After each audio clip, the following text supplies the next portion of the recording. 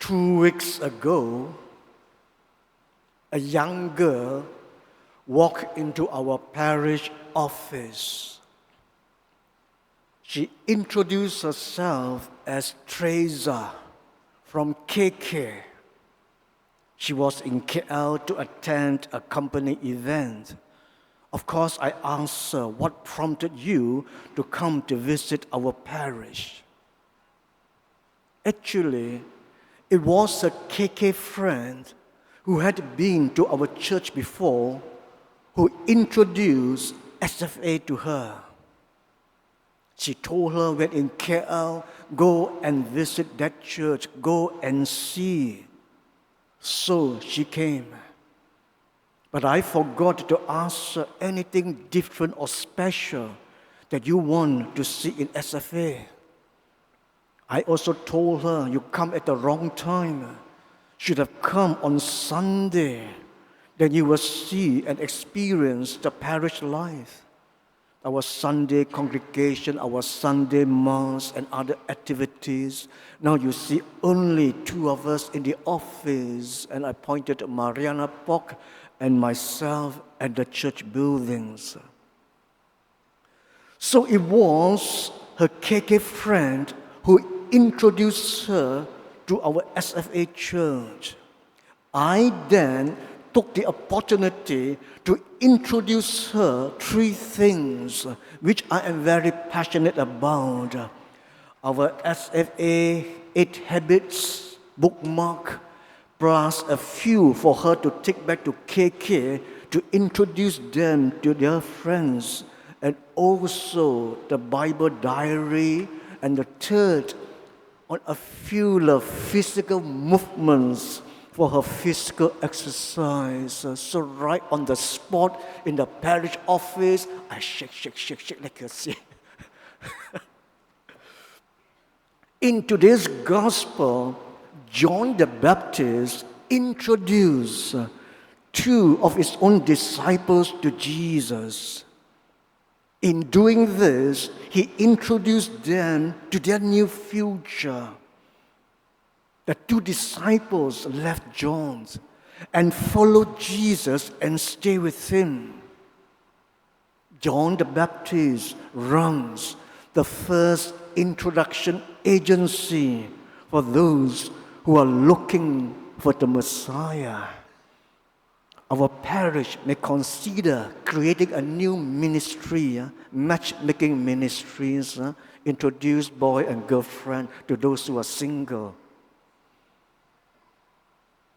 So Andrew is one of the 2 disciples. He left his master John to follow his new master Jesus. But earlier, he needed John to point him in the right direction, to make a new start, to point him to Jesus.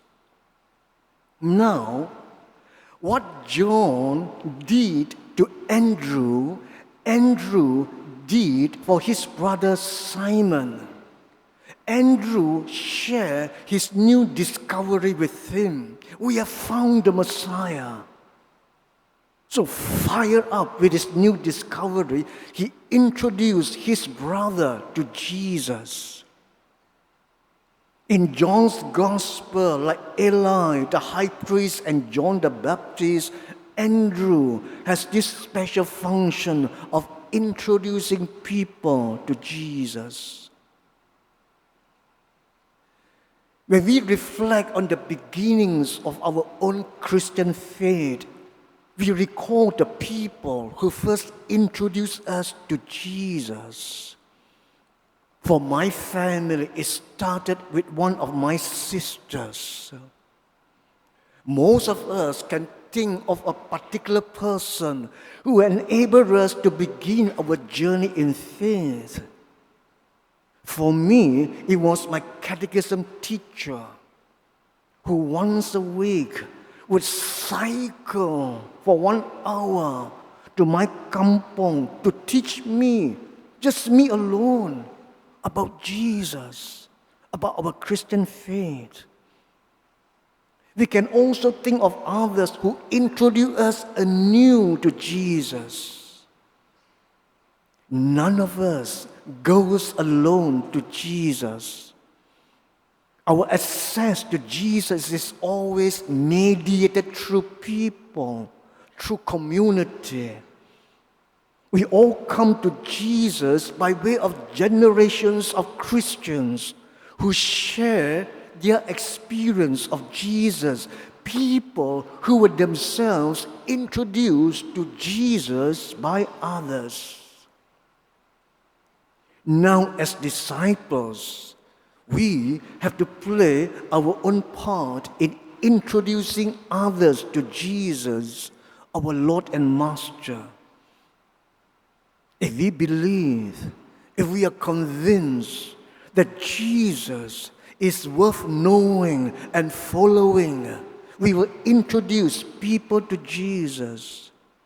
In that way, our Christian faith will spread and grow. And there will be no end to it, because somewhere, someone like the Apostle Andrew will be introducing another person to Jesus. When I first arrived in Cebu 14 years ago, the parishioners there very fast introduced me to their Phúc Chau Kampuami. On my part, I introduced Christian meditation to them. Well, it's not a direct introduction to Jesus, but the practice of Christian meditation will help them grow in Jesus.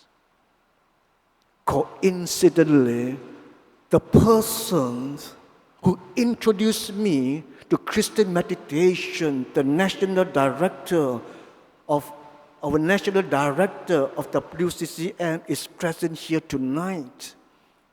And on my part, afterwards, I will introduce her to a restaurant where the steamed fish and the pork trotter are the best in the world. After Mass. So in Cebu, soon another parishioner introduced me to Herbalife, an expensive health food. There was a benefactor. Herbalife saved my life because I was malnourished then. Then, an SFA parish priest, I introduced the 8 habits to you as our guiding star for effective Christian living. And for the latest, I introduced the Bible diary to you for the practice of daily Bible reading. Thanks to the political ministry of our parish has promoted it in a very focused and passionate manner. And we have sold the most number of copies, 750, and we still have parishioners asking for it, and we have made new orders. And we will introduce it to the new batch of RCIA candidates when they start the faith journey in the middle of the year. And even after January, February, March, I will continue to introduce it to others, even beyond borders. Because to me, this Bible diary is a treasure. So if you haven't done so, do get a copy for your family, for yourself, and do one more thing, introduce it to your church friends. So, the 8 habits and the Bible diary are effective tools to help connect you to Jesus and grow in Jesus. They are your guiding star to lead and guide you to Jesus and grow in Jesus. Therefore, do reach out, share them with others, introduce them to others. You then practice habit 5. You become a missionary disciple.